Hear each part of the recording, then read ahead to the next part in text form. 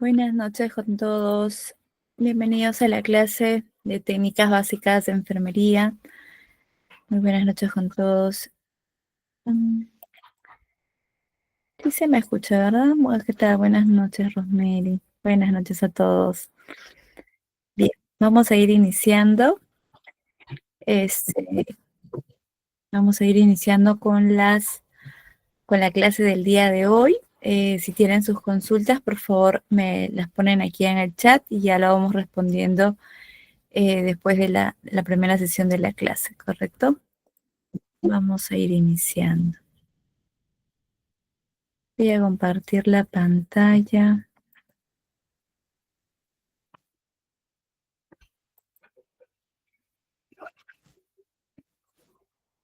¿No se escucha bien? Vamos a ver con el audio. Ahí. ¿Se me escucha bien ahí? Cruce esto. Sí, ok. Muchísimas gracias. Ya. Iniciamos.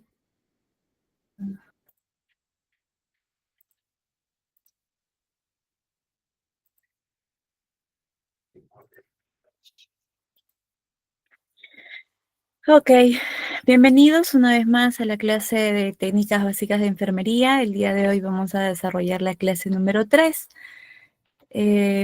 Para hacer un recuento del temario que vamos a ver, ya hemos visto el tema de la definición de términos básicos, qué cosa es un PAE, cuál es el principal perfil que debe tener el personal de enfermería. Hemos visto sobre el tema de los riesgos laborales, qué implicancias o qué cuidados debemos tener para el cuidado del paciente y también para el autocuidado de nosotros mismos, ¿correcto? Existen pues varios tipos de riesgos dentro del campo laboral y eso hay que tenerlo en cuenta, ¿correcto? El día de hoy vamos a hablar sobre el módulo número 3, la clase número 3, sobre anatomía básica general que debemos conocer para poder ingresar al protocolo de atención al paciente, ¿correcto? Entonces, vamos a ver el tema principalmente del sistema músculo-esquelético. ¿Por qué necesitamos saber esta anatomía? Principalmente porque la mayor parte de la función de enfermería está abocada en este aspecto, ¿no? Esquelético, musculoesquelético, ¿por qué? Porque el cuidado del paciente, hay que ver el tema de la movilización del paciente, el cuidado al momento de su hospitalización, la recuperación que tenemos que hacer con el paciente, el cuidado que vamos a hacer en la deambulación, en la caminata, y también, cosa muy importante que es parte de la siguiente clase, el tema de la aplicación de los inyectables, si es a nivel dérmico, es a nivel subcutáneo, a nivel muscular, ¿no? Dónde se encuentran las principales arterias, venas, ¿no? Entonces, todo eso es importante conocerlo, por eso vamos a hablar en forma muy general sobre el tema del sistema del músculo esquelético. Principalmente, ¿qué función tiene el sistema musculoesquelético? Es la protección de los órganos, ¿no? Todos los órganos que se encuentran, por ejemplo, debajo de la parrilla costal, que son órganos vitales, también sobre la bóveda craneana, que se encuentra el cerebro, ¿no? Entonces, todo eso es importante conocer dónde se encuentra la localización de cada uno de ellos. ¿Por qué? Porque va a ser parte de nuestra atención clínica que vamos a tener con el paciente, ¿no? Sea desde un aspecto técnico, auxiliar o profesional. Entonces, ¿qué otra función tiene el sistema musculoesquelético? Es que nos permite el movimiento, el desplazamiento de la persona, el desplazamiento en la deambulación, el movimiento de las terapias de rehabilitación de un paciente postrado. Todo eso nos permite a nosotros conocer el sistema del músculo esquelético. ¿Qué otra función tiene el sistema músculo esquelético? Almacenamiento de minerales, calcio y fósforo principalmente. Los músculos son un tejido bastante importante en el tema del desarrollo, pues, del, de la contracción y dilatación del músculo para poder hacer su función de movimiento. Sabemos que el sistema esquelético de por sí no podría tener movimiento si no tiene adherido el músculo. Y el músculo tiene pues la función de la contracción muscular mediante sustancias minerales como son el calcio, el fósforo, el potasio, el sodio, que van a permitir este flujo de un sistema eléctrico que permite la contracción de la actina y de la miosina dentro de los músculos, ¿no? Entonces, eso lo que produce es lo que produce pues el movimiento, ¿no? Uno de los puntos importantes es también el tema de la hematopoiesis. Eh, ¿Qué significa la hematopoiesis? Es la formación de células sanguíneas que van a eh, distribuirse a nivel de la sangre, tanto en glóbulos rojos como en glóbulos blancos, ¿no? Entonces, tiene una función bastante importante porque eh, de nosotros conocer todo el sistema musculoesquelético, vamos a determinar también las enfermedades o las patologías que de ahí provienen, ¿correcto? Eh, También la función es a nivel de reserva energética, porque principalmente también se almacena pues cerca de los tejidos adiposos donde se produce pues la reserva energética, ¿verdad? Y se produce pues las reacciones químicas biológicas dentro de los músculos en la oxigenación también del mismo. ¿Cómo podemos clasificar el músculo esquelético? ¿Qué tipos de huesos tenemos en todo el organismo? Principalmente en estos cuatro clasificaciones generales, ¿no? Uno es los huesos largos, principalmente, o podemos encontrar al fémur, ¿no? Que son básicamente como indica la descripción, ¿no? Los huesos largos son anchos, bueno, soporta el mayor peso corporal de la persona. Aquí podemos tener pues el fémur como ejemplo principal que los conocemos, el húmero en el brazo, las falanges de los dedos, esos son huesos largos, ¿no? Los huesos cortos eh, ser de la misma estructura de los huesos largos, pero en una proporción menor, ¿no? Tenemos, por ejemplo, los huesos de las manos y del pie, que son el carpo y el tarso, ¿no? Los huesos planos son más anchos que largos y la función principal es como si fuera una tapa, ¿no? En este caso tenemos el ejemplo principal, que son el hueso del cráneo y los huesos irregulares, ¿no? Que pueden tener formas diferentes, como por ejemplo las vértebras de la columna vertebral de las personas. Tenemos pues cada huesecillo de las vértebras tiene una forma irregular, no son planos, tampoco son largos, y a eso se les llama huesos del tipo irregular, ¿no? Entonces, ¿qué recordamos sobre este sistema musculoesquelético? Principalmente hay que recordar que dentro de la estructura de la columna vertebral, los únicos huesos que tienen un nombre diferente es el hueso de la vértebra del atlas y el axis, ¿no? Entonces, como para que lo puedan tener en cuenta, porque los demás huesos de la columna se les conoce como C1, C2, L1, L2, ¿no? Lumbar 1, lumbar 2, dorsal, cervical, ¿no? Entonces, siempre están con una numeración. No necesariamente tienen un nombre propio, como son los dos primeros huesos de la vértebra que están a nivel de la cabeza, ¿no? Hablando seguidamente del tema de los huesos y los músculos, hablemos de la articulación.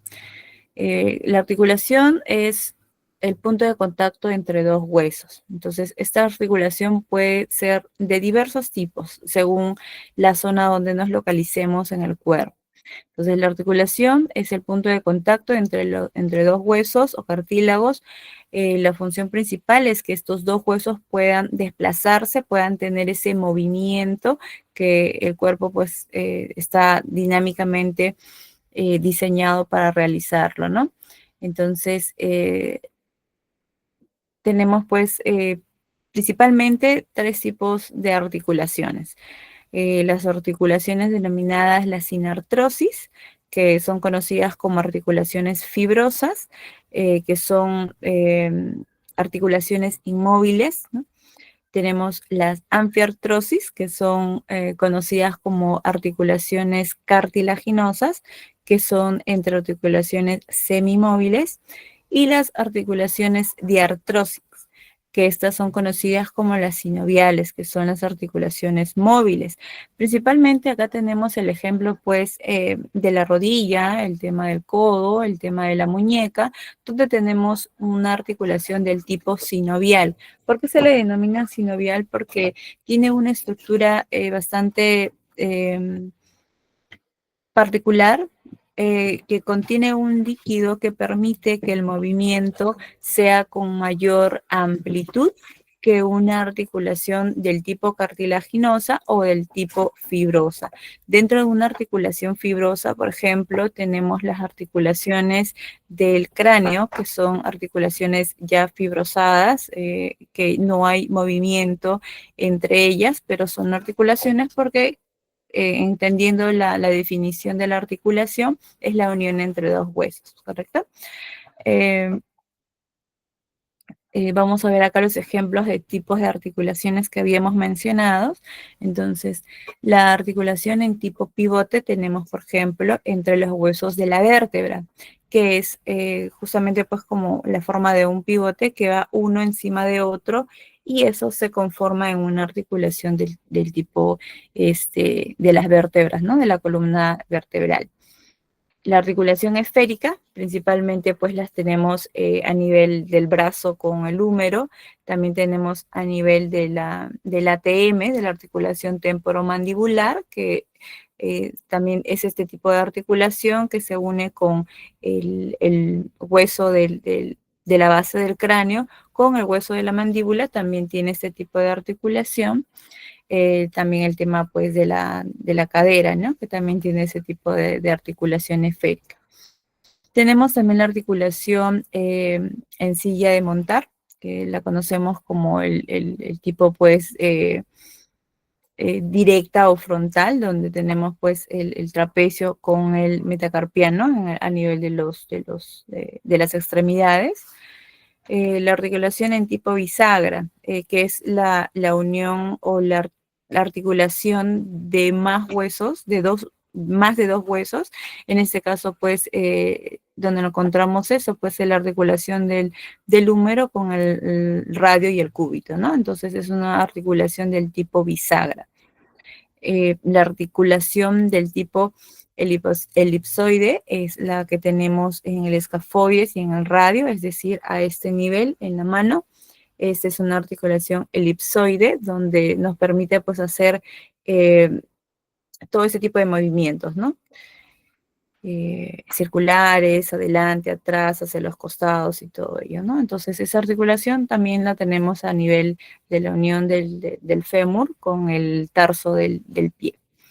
La articulación del tipo deslizante tenemos pues entre los huesos del metacarpiano, ¿no? Que son de las manos y de los pies, ¿correcto? ¿Para qué es importante saber esto? Para nosotros identificar también en los pacientes si es que tuvieran alguna patología clínica del cual estuvieran hospitalizados o del cual vamos a tratar para nosotros poder hacer los movimientos adecuados, ¿no? O sea, saber hacia dónde son las articulaciones para que pueda moverlo y el paciente podamos apoyarlo en hacer su rehabilitación más efectiva, ¿no? Sabemos que muchas veces cuando los pacientes están mucho tiempo postrados, a veces la rehabilitación o el ponerse de pie otra vez les dificulta bastante. Y si nosotros no conocemos los movimientos normales de las articulaciones, podemos generar mayor dolor o incomodidad en el paciente al momento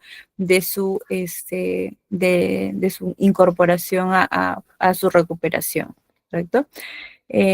Hay dos cositas que no se conoce mucho de este tipo de articulaciones, no se comenta mucho, pero es importante que lo conozcamos como cultura general, ¿no?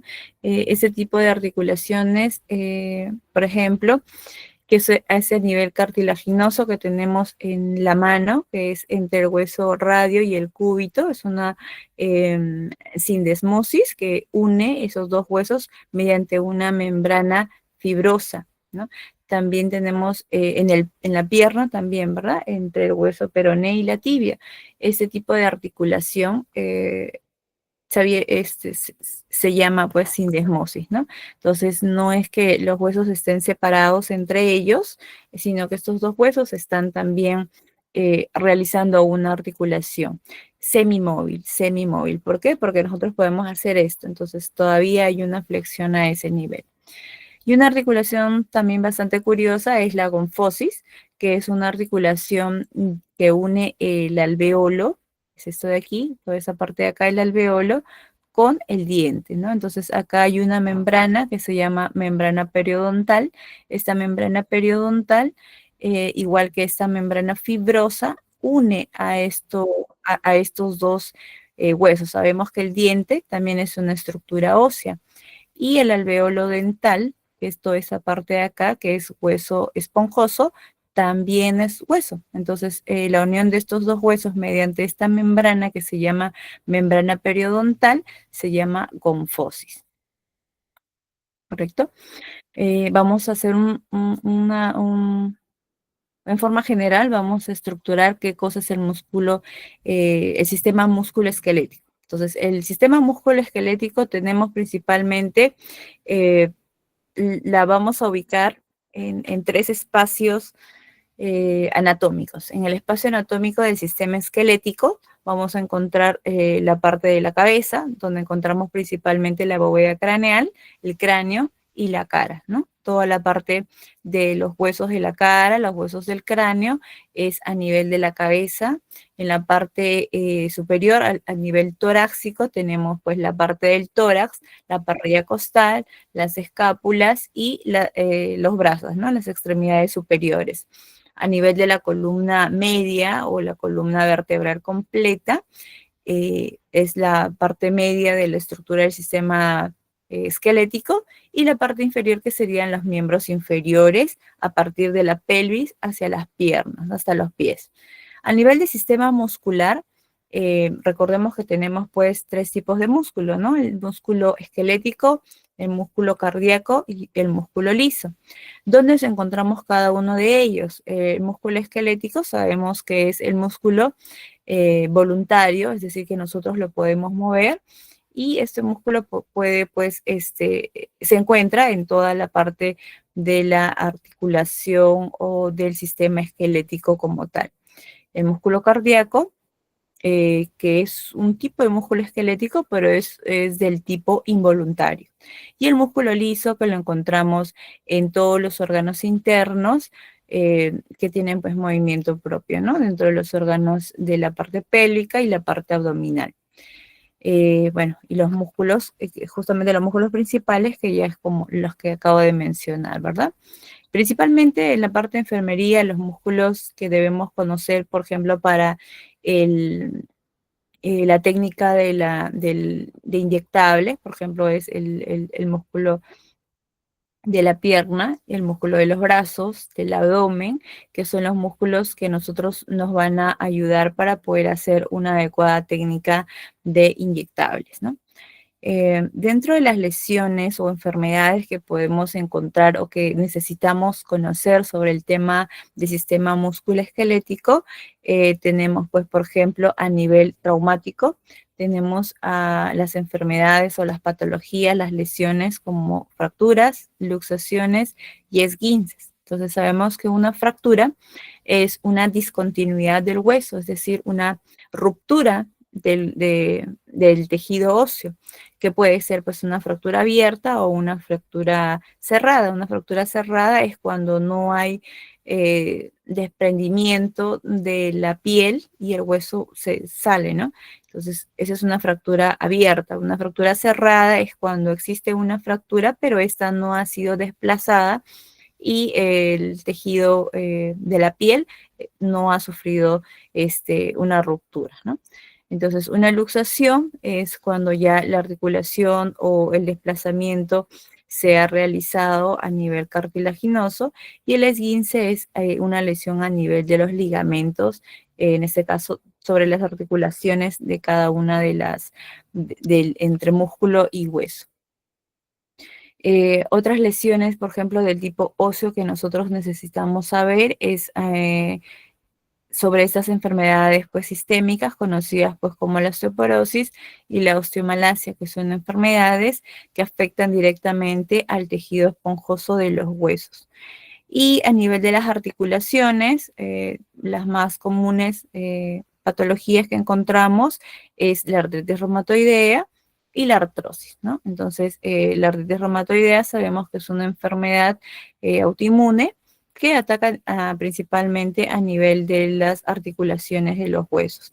Y la artrosis, pues, es una degeneración de la zona articular a nivel de cualquier parte del miembro, ¿no? Donde existe la articulación de las manos principalmente, de las rodillas, de las caderas, ¿no? Entonces, eso es una degeneración de la estructura articular de los, del sistema, pues, musculoesquelético en general, ¿no? Ahora hablemos un poco más sobre el tema del sistema neuroendocrino. El sistema neuroendocrino tiene que ver pues con la parte de la cabeza a nivel cerebral. Podemos nosotros determinar que tenemos un sistema que nos ayude pues a todo lo que conocemos como el sistema nervioso, ¿no? El sistema nervioso principalmente lo conocemos como un sistema nervioso central y un sistema nervioso periférico. Dentro del sistema nervioso central podemos encontrar el sistema neuroendocrino, que tiene principal función sobre toda las hormonas y las sustancias químicas que conocemos, para que estos puedan producir funciones vitales dentro de los órganos. Principalmente el sistema endocrino la podemos encontrar o nace su funcionabilidad en la parte del cerebro, del hipotálamo, donde ahí pues se encuentra un órgano bastante importante, es pequeño, pero está a este nivel del tronco encefálico en la base del tallo. Este órgano se llama hipófisis y es la que segrega o produce una mayor cantidad de hormonas que van a regular todo el funcionamiento del organismo. A nivel de las hormonas principales que puedan producir, pues tenemos la oxitocina, la hormona la DTH, el TSH y el GH, la gonadotropina. Estas de aquí van a actuar a nivel del páncreas para producir el glucagón, que son sustancias, hormonas que van a regular la absorción de glucosa en la sangre o en los tejidos adiposos. La TSH, la hormona de la tiroides, se produce pues principalmente, estimula los órganos que se encuentran en la tiroides para liberar la tirotoxina, ¿no? Que es una hormona que regula el metabolismo del cuerpo. La gonadotropina actúa a nivel del páncreas y también a nivel de los huesos para producir el crecimiento de las personas. Principalmente está más desarrollado en los primeros años de vida de la persona hasta, dependiendo de la edad, si es mujer o hombre, hasta el pico de crecimiento, ¿no? Que son de los 18 a los 21 años. Luego ya la segregación de esta hormona disminuye, ¿no? Otra hormona principal de la hipófisis es la ACTH, que es una hormona que estimula las glándulas suprarrenales a nivel de la corteza adrenal y producen hormonas como los esteroides y los corticoides. Tenemos la FSH, que se estimula a nivel de los órganos genitales para producir las gónadas, que son hormonas sexuales, como la testosterona y la progesterona en la mujer, ¿no? Y la LH, pues, a nivel de las mamas. Eh, Esta es una parte de la sección media del cerebro que tenemos igual que conocer, ¿no? Aquí tenemos pues la parte encefálica donde vemos principalmente el cerebelo, que tiene que ver con una función sobre la respiración, principalmente de las personas, ¿no? Es un regulador de la parte del cerebro, se encuentra en la parte posterior de la cabeza a nivel del lóbulo occipital. Otra parte importante, hablábamos hace un momento sobre el hipotálamo, donde se encuentra este pequeño órgano, tamaño de un maní, de una nuez, que es la hipófisis, ¿correcto? El mesencéfalo, el lóbulo temporal, el tálamo, los ventrículos, el lóbulo frontal, el lóbulo parietal. Entonces, principalmente conocerlo como cultura general, porque podemos nosotros también tener algún conocimiento de anatomía principalmente, ¿no? Eh, ¿Qué nace después de aquí, de la médula espinal, en continuación con la estructura anatómica? Los nervios espinales. Estos nervios espinales pasan por las vértebras de la columna, por cada una de las vértebras de la columna. Cada uno de estos nervios espinales tiene un nombre determinado de acuerdo a la localización, principalmente del cuello, de la C1 a la C7, se denominan nervios espinales, cervicales, ¿correcto? Luego viene el tema, los nervios de la D1 hasta la D12, que es a nivel del tórax, y cada uno tiene pues una función específica dentro de los órganos que irrigan. Se conocen como nervios dorsales. A nivel lumbar empieza pues de la L1 a la L5, se conocen como nervios lumbares, que irrigan principalmente la zona abdominal y pélvica. Y los nervios espinales del sacro, principalmente toda la zona de pelvis, ¿no? De los órganos genitales y las vías urinarias. Eh, Encontramos aquí pues un cuadro principalmente para ver algunas diferencias sobre el sistema nervioso y el sistema endocrino. Por ejemplo, ¿de qué está conformado el sistema nervioso? Principalmente de neuronas. Es ahí donde se realizan la sinapsis, el flujo de información para la interpretación a nivel del sistema nervioso central. Viene pues de las neuronas, desde el sistema nervioso periférico hacia el sistema nervioso central, donde se procesa y otra vez se envía la respuesta por el sistema pues, periférico, que también está hecho de neuronas, para poder dar la respuesta. A diferencia del sistema endocrino, que el órgano funcional es las glándulas, ¿correcto? ¿Por qué las glándulas? Porque hemos visto que a nivel endocrino la principal función es segregar hormonas. ¿Cómo es la vía de comunicación? En el sistema nervioso, como dije hace un momento, es a nivel de los nervios. Y a nivel endocrino, la comunicación o el transporte de estas sustancias liberadas por las glándulas es a nivel de la sangre, a nivel sanguíneo. ¿Cómo es la transmisión de información? Al ser nervios, la principal forma de transmisión es sobre impulsos nerviosos que tienen que ver pues también con minerales que se encuentran a nivel de los nervios, ¿no? Principalmente acá podemos ver los impulsos nerviosos dependen mucho de la continuación de la mielina, que contiene, pues, que es la capa que envuelve los nervios, ¿no? Y esto provoca la transmisión de la información a nivel de todo el sistema nervioso.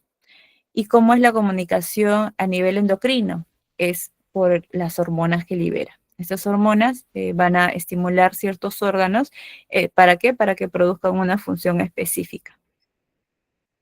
¿Cómo es la velocidad de transmisión de esta información a nivel del sistema nervioso en general, a través del sistema nervioso? La velocidad es rápida y a nivel endocrino es lenta. ¿Por qué? Porque todavía pasa pues de la glándula a nivel de la sangre, esta llega al órgano específico, por ejemplo las glándulas suprarrenales, y estas recién producen la liberación de estas sustancias como el cortisol o la CTH, ¿no? Entonces ahí el proceso es más largo. En cambio, la conducción en el sistema nervioso es mucho más rápida. La duración del estímulo, cuánto dura la transmisión de esa información, es bastante corta, ¿no? El estímulo es bastante rápido y la reacción es eh, bastante rápida, ¿no?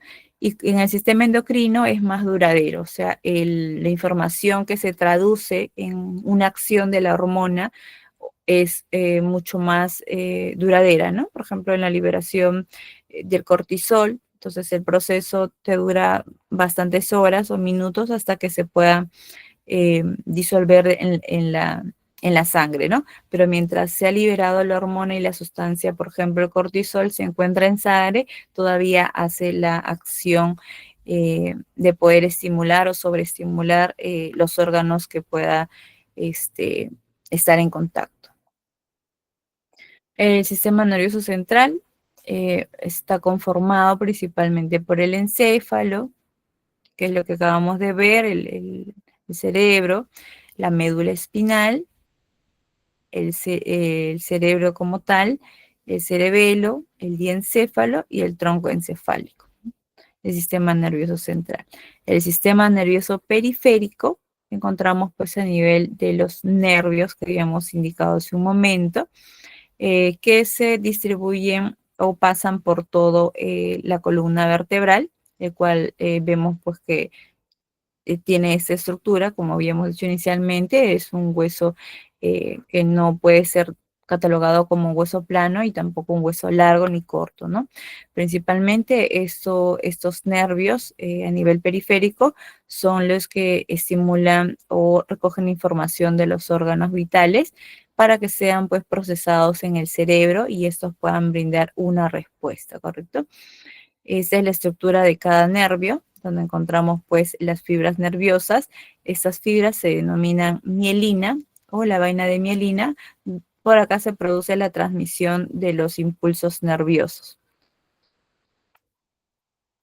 Entonces, vamos a ver acá el resumen sobre esto. El sistema nervioso, tenemos el sistema nervioso central y el sistema nervioso periférico. El sistema nervioso central está compuesto principalmente por el encéfalo y la médula.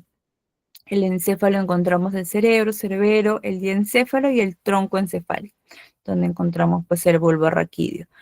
Sistema nervioso periférico, tenemos los pares craneales, los nervios raquídeos, las fibras nerviosas, el sistema nervioso voluntario y el sistema nervioso vegetativo.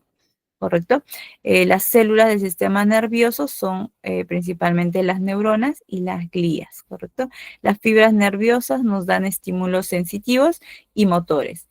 El sistema nervioso vegetativo, conocemos nosotros como el simpático y el parasimpático.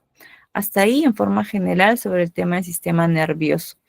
El sistema endocrino, habíamos indicado que principalmente se produce a nivel del hipotálamo, que contiene un órgano llamado hipófisis, que esta va a producir los diferentes, va a estimular los diferentes órganos a nivel de todo el cuerpo, ¿no? A nivel suprarrenal, de la tiroides, la paratiroides, el páncreas, las gónadas, la placenta, los riñones, ¿no? Y los órganos de los sentidos tenemos pues a nivel de sentidos voluntarios, es decir, que nosotros podemos controlar, tenemos a la vista, el olfato, el tacto, el gusto y el oído, ¿correcto?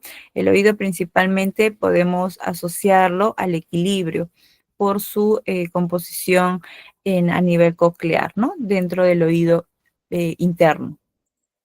Los órganos de los sentidos tenemos pues el sentido vegetativos, que es a nivel del hipotálamo, que se interpreta como la temperatura corporal y la presión arterial, eso a nivel central.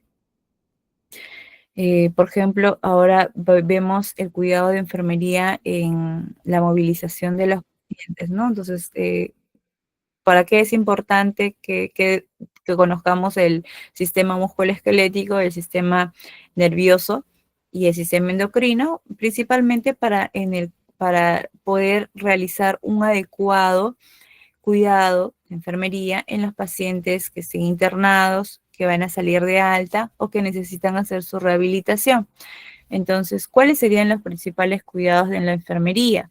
Principalmente si nosotros vamos a iniciar con el traslado del paciente, un paciente un paciente posoperado, que después de 24 horas tiene que iniciar con su movilización normal, o de un paciente pues con algún tipo de patología, de operación, necesita hacer una movilización, o que ha estado quizás mucho tiempo postrado, un paciente con fractura. Necesitamos conocer principalmente que este paciente va a estar de una condición eh, echada a una condición de levantarse. Entonces, cuando uno está mucho tiempo echado y luego se levanta, principalmente el bulbo raquídeo, el oído interno, manda una estimulación al cerebro para el posicionamiento de estar en una posición echada o en una posición parada, ¿no?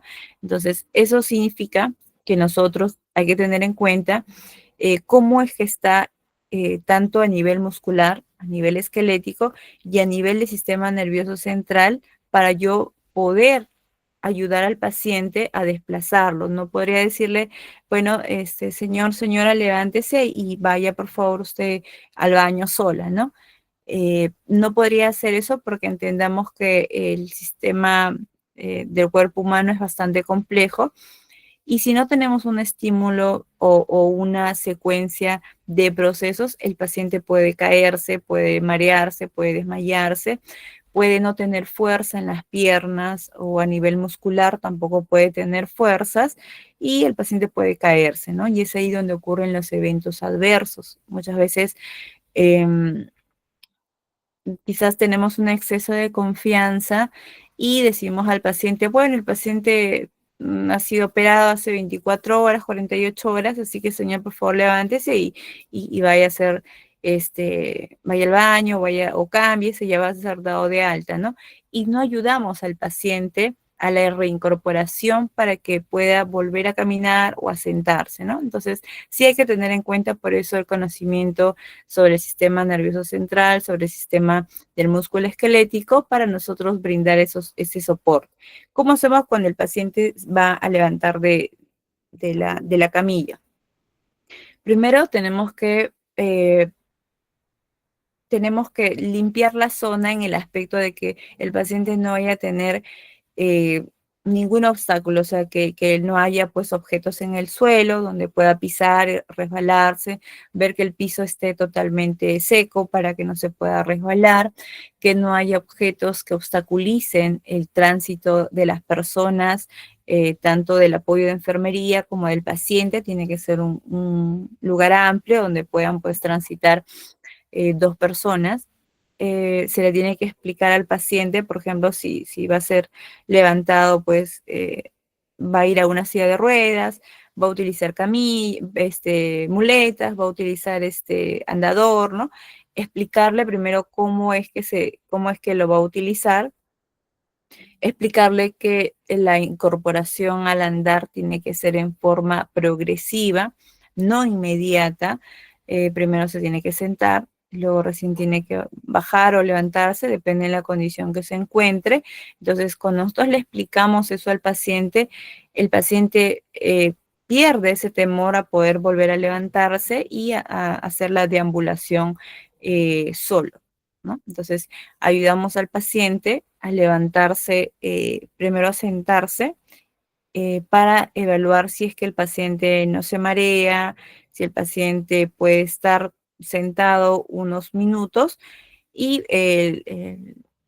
el oído interno envía la señal que se encuentra pues en una posición vertical para que inicie su proceso de caminata.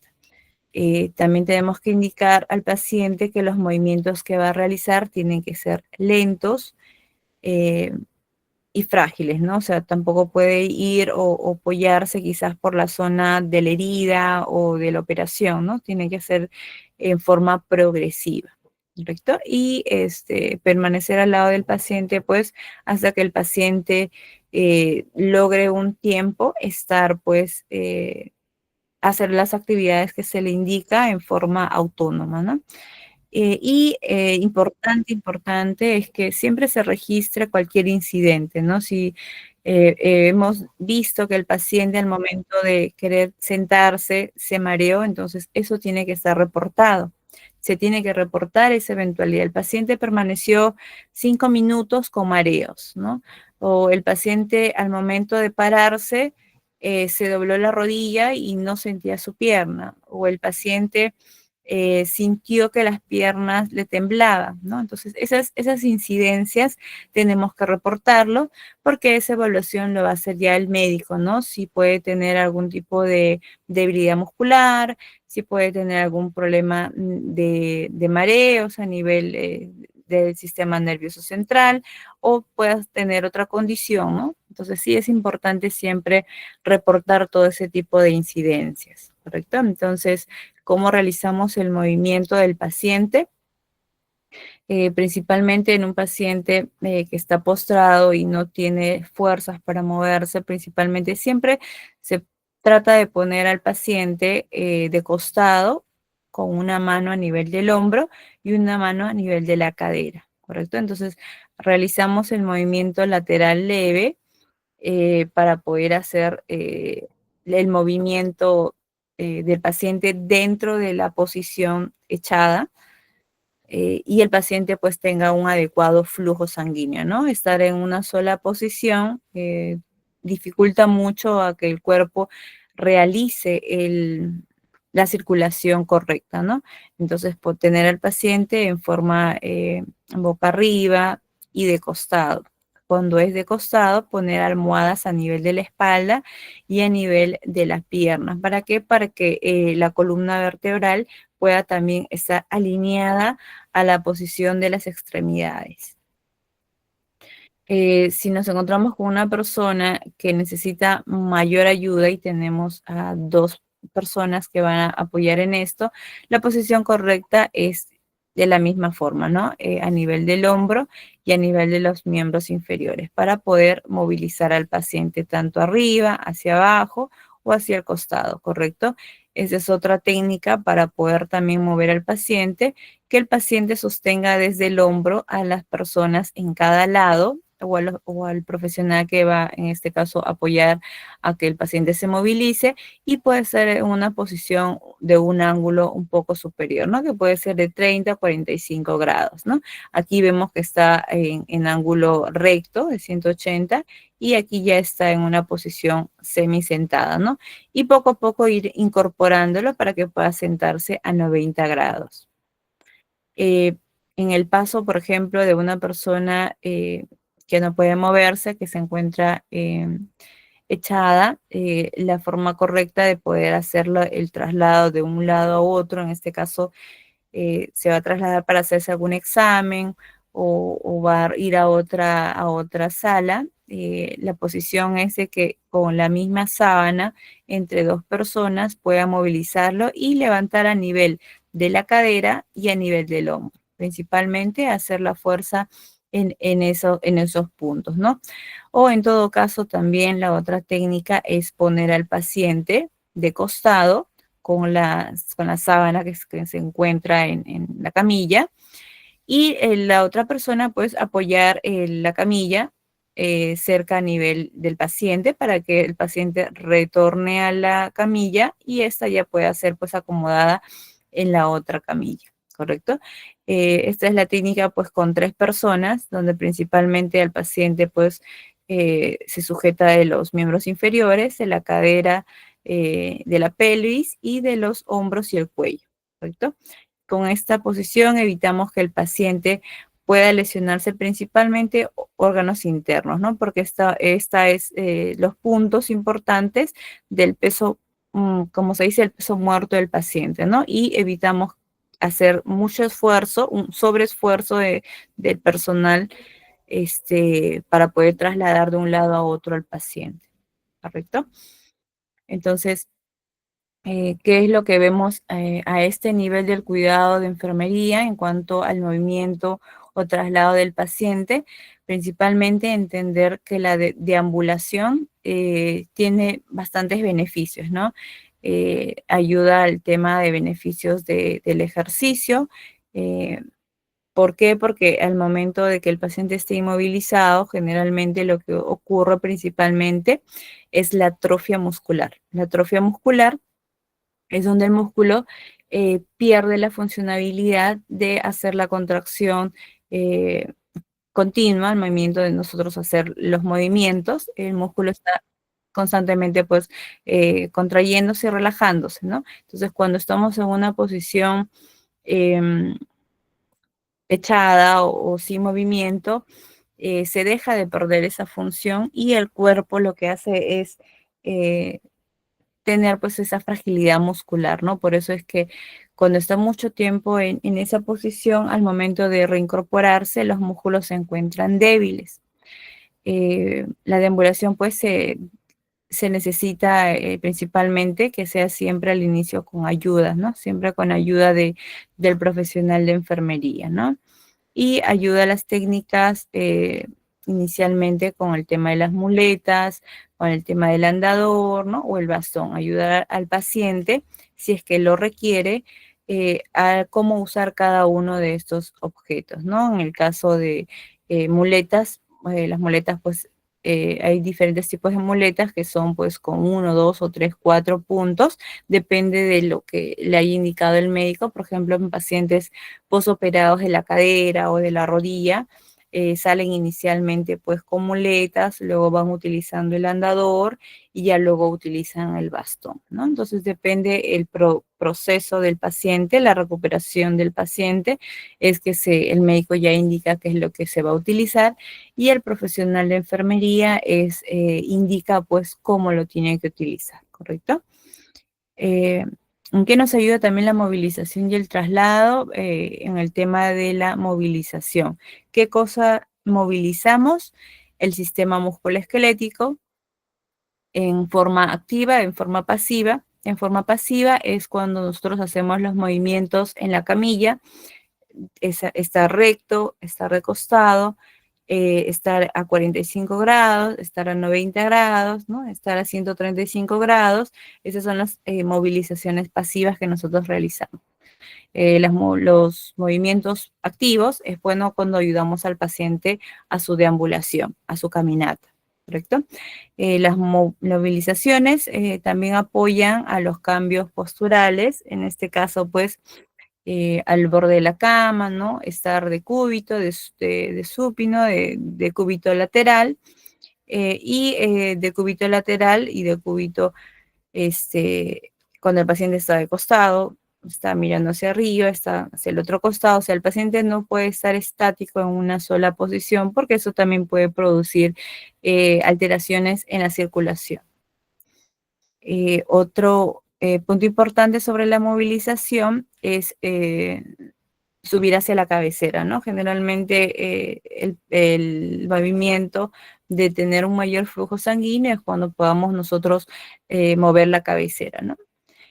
Sentar al borde de la cama cuando se va a requerir que el paciente inicie su proceso de caminata, primero debe estar sentado pues a nivel del borde de la cama por unos minutos hasta que el paciente se sienta totalmente seguro de iniciar su proceso de caminata y no sienta mareos, vértigos o alguna otra condición que pueda a nosotros preocuparnos, que el paciente pueda pues descompensarse o el paciente pueda pues marearse y caerse, ¿correcto? Eh, Pasemos de la cama a la silla, principalmente si fuera con silla de rueda, si es que el paciente presenta alguna de estas condiciones, principalmente esperamos unos segundos más y pasamos al paciente el traslado con silla de ruedas o el traslado de la cama a la camilla. Como vimos en la técnica anterior, el traslado pues es en forma progresiva, sin mucho esfuerzo. El paciente se va a incorporar poco a poco, paulatinamente, y el personal de enfermería, según sea el caso de la movilización del paciente, se puede hacer con un profesional o con dos o hasta con tres personas que necesiten mover al paciente sin hacer mucho esfuerzo en las zonas principales donde se ha indicado, ¿no? A nivel de los miembros, a nivel de la cadera y a nivel del hombro, ¿no? Los miembros inferiores. Y si es un paciente que está inmovilizado totalmente, también pues con la técnica de la sábana, de poder coger al paciente, poner la camilla para que el paciente pueda ser trasladado de una camilla a otra, ¿correcto? Entonces son las principales técnicas que se tienen que tener en cuenta: el movimiento de la movilización del paciente y el inicio de su deambulación, es decir, el inicio de su caminata, hacia dónde va a trasladarse el paciente, qué condición se encuentra y qué es lo que tengo que tener en cuenta, ¿no? Esperar unos minutos antes de iniciar el proceso de la caminata del paciente para evaluar que no se haya, pues, que no se nos pueda descompensar y provocar una caída, ¿no? Que esta sería reportada como un evento adverso.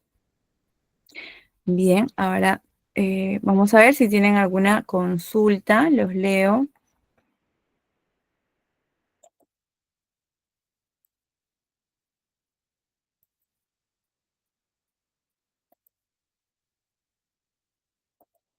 Vamos a ver qué me dice.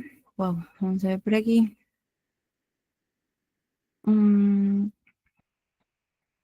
Respecto a los cuidados, tenemos que brindar bastante confianza para que los pacientes se sientan cómodos. Exacto, así es, Estefanía. Principalmente es eso, porque el paciente cuando está mucho tiempo echado, lo primero que va a temer es de no sentirse mareado y poder caerse o sentirse muy débil para que pueda caminar solo, ¿no? Entonces hay que tener empatía con los pacientes para poder acercarnos, hablarle. Por eso hablábamos en la primera sesión, ¿no? Primero tenemos que conocer al paciente, en qué situación está.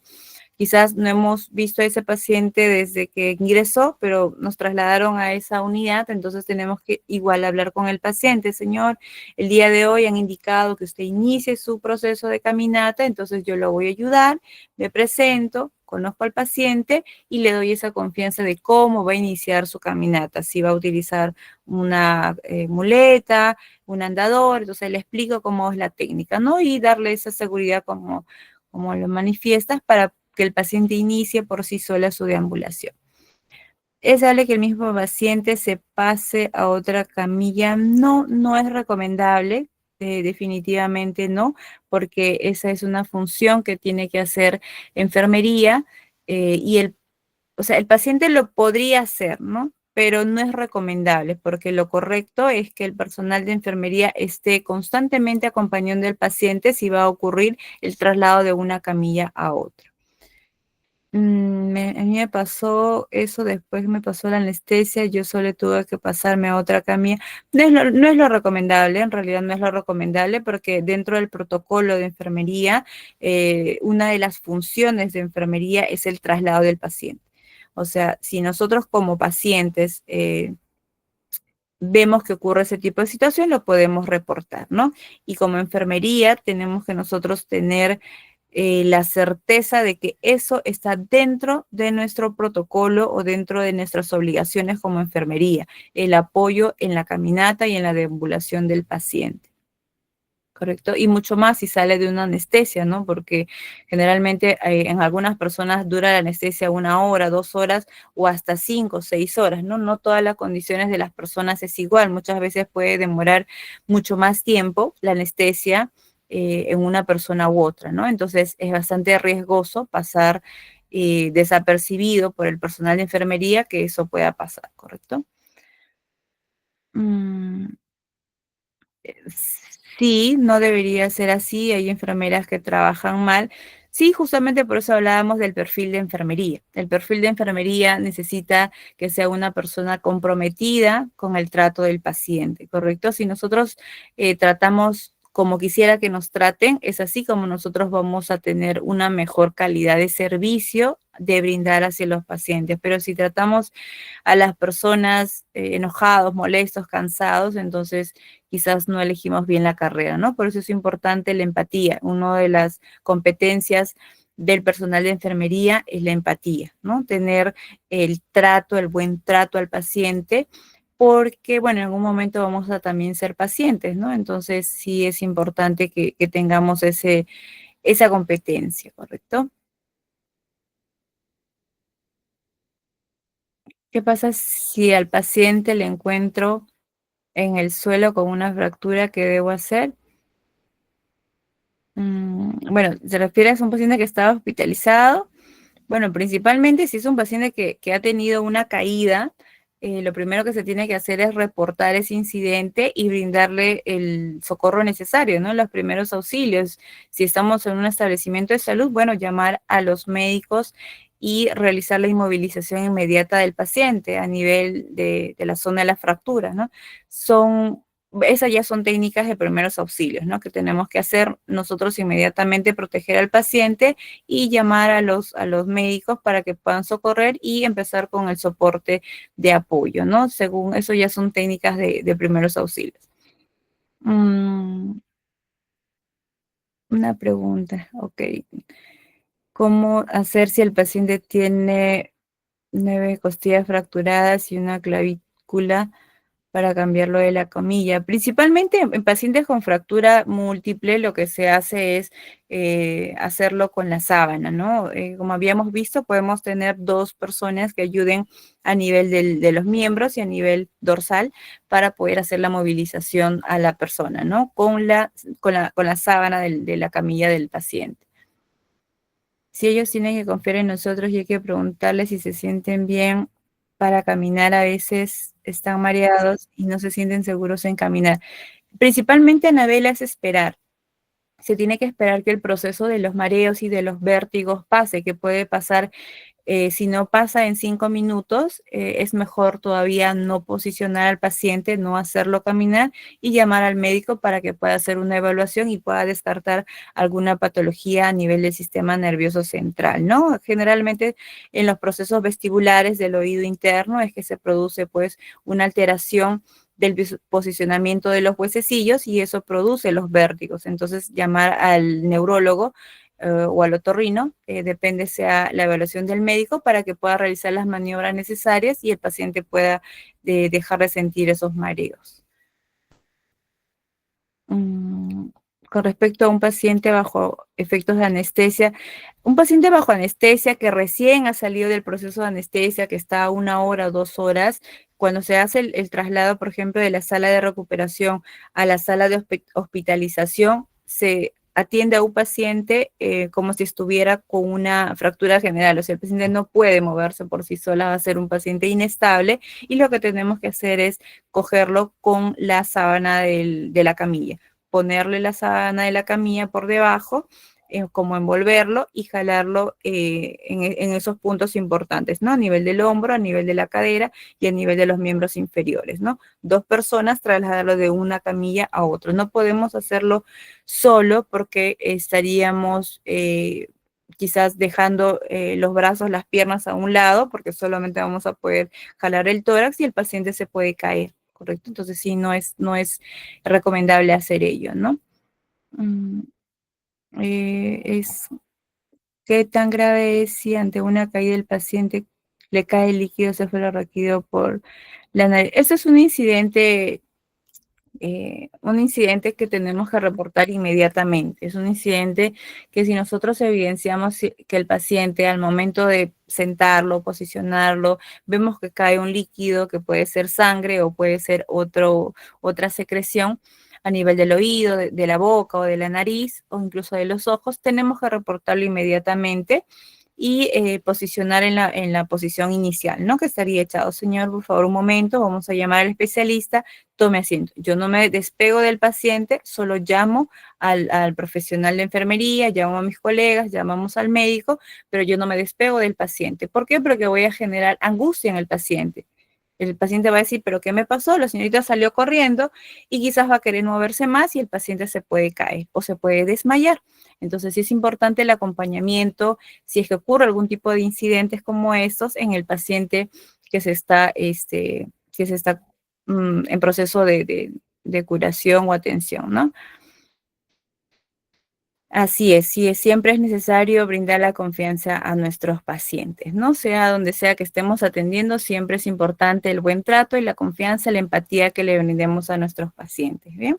Entonces, hasta hoy vamos a quedar aquí, ya la próxima semana vamos a ver el tema de inyectables, y bueno, vamos a estar conversando. Muchísimas gracias con todos y muy buenas noches, ¿no? Ya nos vemos en la siguiente clase. Gracias, gracias, buenas noches.